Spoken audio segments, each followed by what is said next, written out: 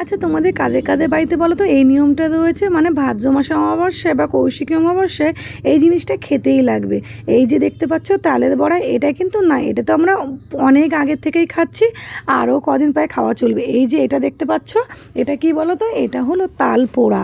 মানে এই ভাদ্র মাসে অমাবস্যায় আমাদের তাল পোড়া খেতেই লাগবে, এটা আমার শ্বশুরবাড়ির নিয়ম। আমি বিয়ের পর থেকে দেখে যাচ্ছি মাকে এই ভাদ্র মাসে অমাবস্যায় তাল পোড়া করতে।